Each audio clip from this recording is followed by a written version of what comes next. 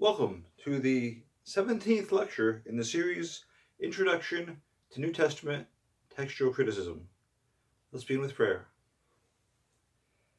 Heavenly Father, thank you for the fellowship that your people share as brothers and sisters in Christ, reborn to a living hope and set apart to pursue your will. Help us to proclaim the full counsel of God, and help us to stand in fellowship with one another, knowing that Jesus is not ashamed to call the sanctified his brethren. In Jesus' name, Amen. Today's lecture is the second part of a two-part consideration of one of the most famous textual variants in the New Testament, the ending of the Gospel of Mark. We've already seen that Mark 16:9-20 has extremely strong external support. It is supported by over 99% of the Greek manuscripts of Mark. It is supported by over 30 early patristic references. It has a wide range of versional support, and even in the two early manuscripts that end the text at verse 8, there are indications that the scribes were aware of the absent verses. Our main focus today is internal evidence, but we begin by looking at the textual variant known as the shorter ending. The shorter ending goes like this. Everything that had been told to them, they related to Peter and to those with him. And after this, Jesus himself appeared to them and sent forth through them, from east to west, the sacred and imperishable proclamation of eternal salvation. The end. This is found between verse 8 and verse 9 in 5 Greek manuscripts: Codex L, Codex Psi, Codex 083, that's the same manuscript as 0112, 099, and 579.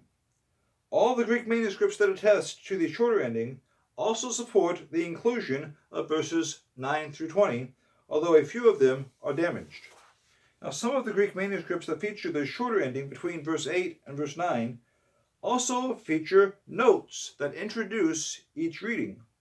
Codex L has a note that says, in some, there is also this, before the shorter ending. And before verses 9-20, Codex L has a note that says, there is also this appearing after ephabantogar, that is, after the end of verse 8. This note echoes a situation in which the scribes were aware of some copies in which the shorter ending was present after verse 8, and also aware of some copies in which verses 9-20 were present after verse 8. In Codex Psi, there is no such note between verse 8 and the shorter ending, but after the shorter ending, Codex Psi has the same note that is seen in Codex L. There is also this appearing after ephabantogar. 083 is a damaged fragment after Mark 16:8. 083 has the closing title of Mark at the end of the column. In the next column, the shorter ending appears, and then, before the beginning of verse 9, 083 has the note, there is also this appearing after ephabantogar. It is possible that 083 also had the same note that is found in Codex L before the shorter ending, but that part of the page is not extant, so it can only be said that there appears to have been enough room on the page for that note. 083 thus testifies to a situation in which copyists were aware of copies of Mark in which the text of Mark ended at verse 8, copies in which the text ended with the shorter ending, and copies in which the text ended with verses 9-20. 099 is another heavily damaged fragment from the White Monastery in Egypt, assigned to the 600s or 700s. After Mark 16:8, 099 had a note that is no longer legible. This is followed by the shorter ending. Then the text of most of Mark 16:8 is rewritten, beginning at the words Eichengar and continuing to the end of the verse. Verse 8 is followed immediately by verse 9, and verse 9 is followed by the beginning of verse 10, at which point we reach the end of the fragment. Now we come to Greek Sahidic Lectionary 1602. In this witness assigned to the 700s, the text of Mark 16:8 comes to a close at the end of a page. At the beginning of the next page, a note introduces the shorter ending. It says, in other copies, this is not written. Then the shorter ending appears. After the shorter ending, there is another note, the note that is also found in Codex L, Codex Psi, and 083. Esten de kai tota meta phenomena. Then, like 099, it repeats the second half of verse 8, beginning with the words Eikengar, and verse 8 is followed by verses 9 through 20. So, Codex L, Codex Psi, 083, and the Greek Sahidic Lectionary 1602 share the same note after the shorter ending. 099 and Greek Sahidic Lectionary 1602 both repeat the same part of verse 8 before verse 9. Thus, 4 Greek witnesses to the shorter ending are all connected to the same locale, namely a location in Egypt.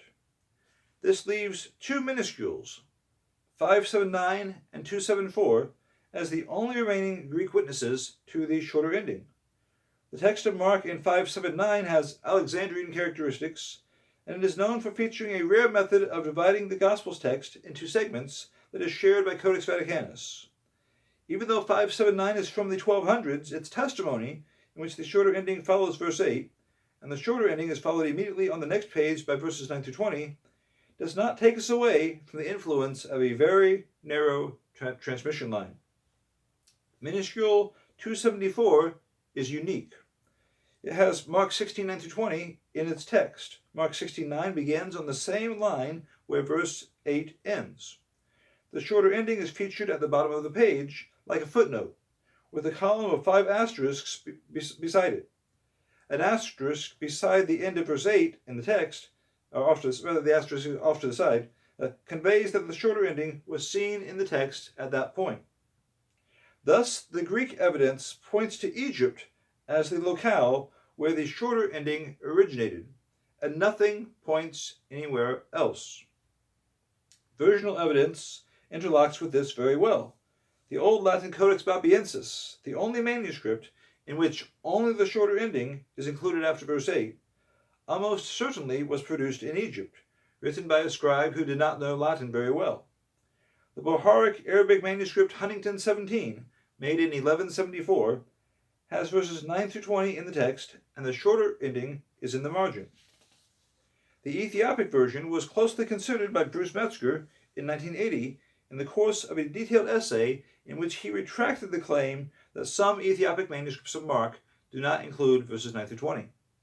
Metzger observed that out of 194 Ethiopic manuscripts consulted by himself and another researcher, 131 included both the shorter ending and verses 9 through 20. Some copies of the Harklian Syriac version, made in the early 600s on the basis of manuscripts in Egypt, also feature the shorter ending as a supplemental reading. Verses 9 through 20 are in the Syriac text. And according to E.C. Colwell in 1937, even a medieval Armenian manuscript, Etzmiagen 303, which has verses 9 through 20 at the end of Mark, managed to include the shorter ending as the final verse of the Gospel of Luke. The shorter ending clearly had wide distribution in versional transmission lines, but those lines all echo, in one way or another, a form of the text that began in Egypt, when verses 9 through 20 were circulating everywhere else. Before moving on to the eternal evidence, it should be observed that it is misleading to convey that there were multiple endings of the Gospel of Mark, as if 4 or 5 different endings were written to continue the narrative after verse 8. Aside from the abrupt non-ending at verse 8, there are 2 independent endings of the Gospel of Mark. One is the shorter ending, which is attested in 6 Greek manuscripts, all of which also support verses 9 through 20, and the other one is verses 9 through 20. The Philologion, which was mentioned in the previous lecture, is not a different ending. It is a textual variant. Its existence depends upon the previous existence of verses 9 through 20. It does not turn into a different ending any more than a whale turns into an eagle when a barnacle attaches itself. Likewise, the notes in some members of the Family 1 cluster of manuscripts do not turn verses 9 through 20 into something that is not verses 9 through 20. And the inclusion of both the shorter ending and verses 9 through 20 is also not a different ending. It's simply the combination of the two endings that circulated side by side in Egypt. And as far as I can tell, non-annotated Greek manuscripts in which Mark 16:9-20 is accompanied by asterisks or obeli do not really exist. So when someone refers to multiple endings as a reason to doubt the genuineness of verses 9-20, speaking about all of these endings, the first thing to do is to clarify that in terms of independent endings of the Gospel of Mark after verse 8, there are exactly two.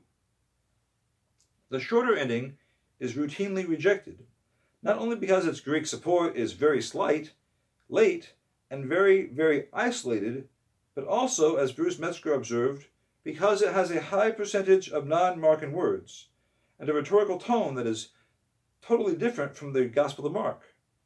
Metzger aimed similar criticisms at verses 9-20, stating in his textual commentary that several words in this passage are non-Markan.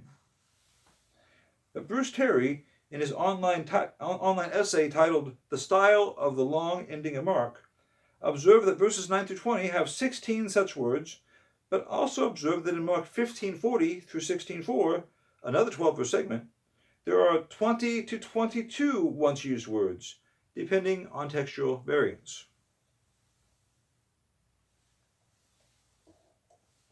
In addition, Karim al-Hanifi, in a 2019 essay titled The End of an Argument on the Ending of Mark, compared all 12-verse segments of Mark in sequence, beginning with verses 1-12 of chapter 1, and continuing to Mark 15:37 through 16:1, counting the number of once-used words in each passage. He found that there are 11 12-verse segments of Mark that contain more than 16 once-used words. This effectively nullifies the vocabulary-based objection that was presented by Metzger. Some commentators have noticed that Mark 16:9-20 does not feature the words euthus immediately and palin again. But Dr. Terry pointed out that if one divides the text of Mark chapter 1 verse 1 through chapter 16 verse 8 into 640 segments of 12 consecutive verses, 373 12-verse segments do not contain euthus and palin either. As Dr. Terry observed, it's not really an objection to say that the last 12 verses of Mark have a feature that is shared by more than 1/3 of the sets of 12 consecutive verses in the rest of the book.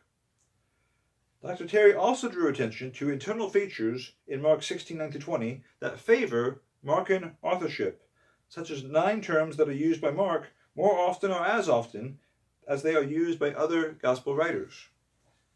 Metzger's second objection, based on internal evidence, is the same as one that Hort had made in 1881. The contents of verse 9 do not flow naturally from verse 8. The day and time are restated. Mary Magdalene is reintroduced. Her companions are nowhere to be seen on the narrative stage. All of these considerations weigh in very heavily against the idea that verses 9-20 were written together with the preceding verses. But they also weigh in heavily against the theory that they were composed by someone who was cobbling together an ending by piecing together extracts from the other Gospels. A person attempting to extend the narrative from verse 8 would keep the focus on the women as they left the tomb, using Matthew 28 as his model. A person attempting to extend the narrative from verse 8 would describe an appearance of Christ specifically in Galilee, so as to show the fulfillment of the prophecy that we see in Mark 14:28 and chapter 16, verse 7. A person dependent upon the other Gospels would not toss in verse 18, with its unique references to handling serpents and drinking poison. Against the theory that verses 9-20 are a pastiche drawn piecemeal from the other Gospels, the internal evidence shows that while the author of verses 9-20 was familiar with some of the events that are related in the other Gospels' post-resurrection accounts, he was not familiar with those accounts themselves. Mark 16:10-11 states that the disciples did not believe Mary Magdalene's claim that she had encountered Jesus, but nothing in Matthew 28 induces such a statement. Nothing in Matthew suggests that the report of Jesus' resurrection was not believed by the disciples, or that Jesus rebuked the disciples for their unbelief. Yet if he had depended upon the Gospel of Luke, he had no basis to report that Mary Magdalene had seen Jesus, and neither Matthew nor Luke provide a basis for the statement in Mark 16:14 that Jesus appeared to the 11 as they sat at the table, and he rebuked their unbelief and hardness of heart because they had not believed those who had seen him after he had risen. Jesus' mild questions in Luke 24:38 focus upon the disciples' hesitance to believe their eyes and ears, not their disbelief in the earlier reports of his resurrection.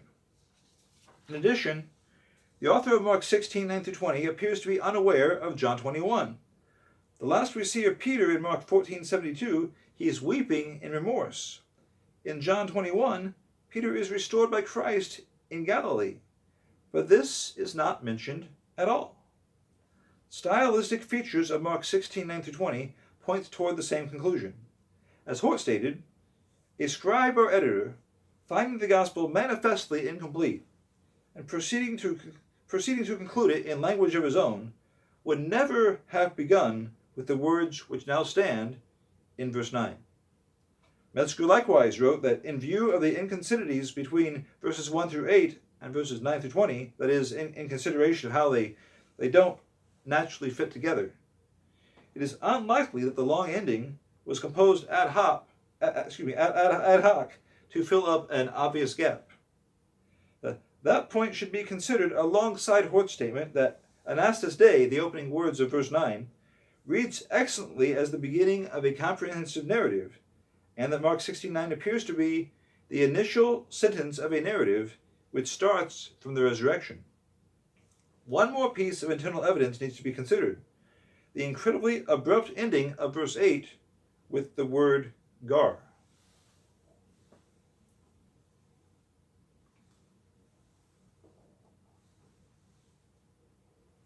Although various commentators have tried to squint this into an intentional ending, the question, what did the author intend, has been given almost as many answers as there are commentators.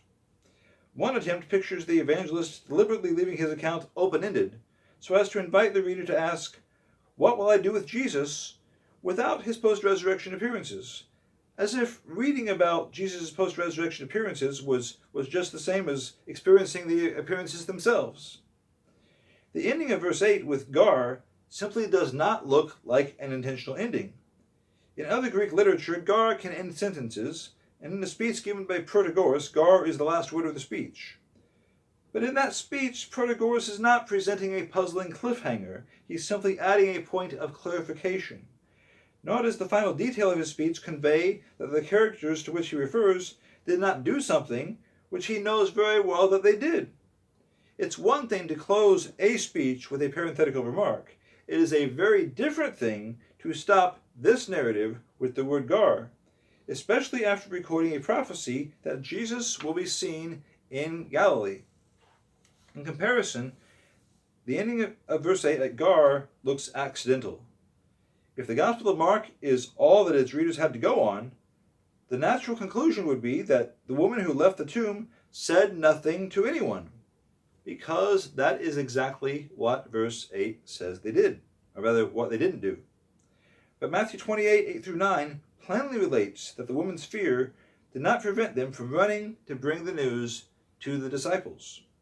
An explanation of the ending of Mark 16:8 as an intentional ending of the whole account, leaving readers with a misimpression of what the woman did and did not do, involves a rather complexly motivated writer, which is one reason why commentators have offered so many theories to explain this feature. Meanwhile, an explanation of the ending of Mark 16:8 as a non-intentional ending is very simple. The internal evidence points to a scenario in which Mark, in addition to preparing his gospel account as a record of Peter's remembrances about Jesus, had composed a short freestanding composition about Jesus' post-resurrection appearances, possibly intended especially for church services at Easter time. As Mark was about to finish his record of Peter's remembrances about Jesus, he stopped unintentionally at the end of verse 8. This may have been due to the same wave of local persecution which led to the deaths of Peter and Paul in the mid-60s. Mark entrusted his text to colleagues at the church in Rome. Mark's co-workers were unwilling to distribute the text in its manifestly unfinished form, but equally reluctant to create new material to finish the account. And so they took a third option. They attached Mark's resurrection narrative in order to conclude Mark's otherwise unfinished gospel. The non-transition between the end of 16:8 and the beginning of chapter 16, verse 9, was not considered objectionable. After this was done, copies of the Gospel of Mark, known at the time as the Remembrances of Peter, began to be produced and distributed for Christians to read, from chapter 1, verse 1 to chapter 16, verse 20. This hypothesis accounts for the internal evidence very thoroughly. In a transmission line that influenced the text in Egypt, the resurrection narrative that we know as verses 9 through 20 of chapter 16 might have been accidentally lost. But another possibility is that it was recognized as something that had not been part of the remembrances of Peter, and so these verses were separated from the rest on the grounds that they did not have the authority of the main author of the book. Copyists who regarded verses 9 through 20 as non-Petrine declined to copy that section of text simply because they did not think it belonged in a composition that they saw as the remembrances of Peter. In Egypt, copies of Mark circulated in which the text ended at chapter 16, verse 8, and this affected some Greek, Latin, Syriac, and Coptic texts that were used in that particular locale. It was not long before an unknown person, unable to tolerate the abruptness with which the text stopped, composed what is called the shorter ending in order to round off the narrative somewhat more smoothly. This is why the text circulated without verses 9 through 20 in Egypt, and that is why the shorter ending was written, also in Egypt. The form with verses 9 through 20 was spreading everywhere else, and it soon re-entered the Egyptian transmission line as well. We can thus deduce 3 stages in the Egyptian transmission line.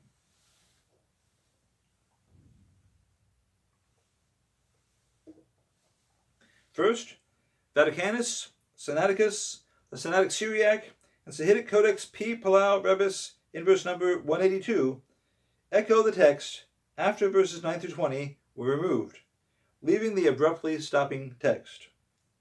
In a second stage, represented by Old Latin Codex Bobbiensis, the shorter ending was composed and added to verse 8, but verses 9 through 20 had not yet re-entered the Egyptian transmission line. Third, as seen in Codex L and the other witnesses that have the shorter ending in the text before verse 9, both the shorter ending and verses 9 through 20 circulated together for a while after verses 9 through 20 re-entered the Egyptian transmission line. As far as early witnesses are concerned, outside of Egypt, we don't see the shorter ending because it was only in Egypt that the abrupt ending circulated, without which there was no motivation for the creation of the shorter ending.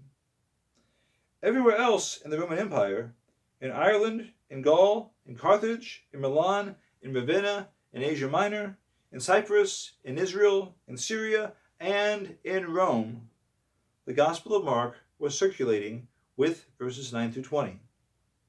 In other words, although the shorter ending was adopted into quite a few versional transmission lines, it originated in Greek as an isolated Egyptian reading, and the reason why the shorter ending originated there is because the form of the text that stopped at verse 8 originated there. We don't have different endings popping up all over the Roman Empire because outside Egypt, verses 9 through 20 concluded the text. The rise of the shorter ending as a consequence of the abrupt ending was an interesting development in the Egyptian text, but this was not a typical development. The normal form of the text of the Gospel of Mark, from its initial production at Rome onward, included verses 9 through 20 and never had anything else. Most of the evidence, external and internal, is now accounted for. Together, it points to the conclusion that Mark 16, 9 through 20 was part of the original text, while at the same time indicating that the original text was a composite text. For additional information, you are invited to read my digital research book, Authentic, The Case for Mark 16, 9 through 20, and Nicholas Lund's 2014 book, The Original Ending of Mark, A New Case for the Authenticity of Mark 16, 9 through 20, and David W. Hester's book, Does Mark 16:9-20 belong in the New Testament? And available online as a free download, Clarence Russell Williams' essay, Appendices to the Gospel of Mark, which is the last article in the 1914 issue of the Connecticut Academy of Arts and Sciences. Thank you.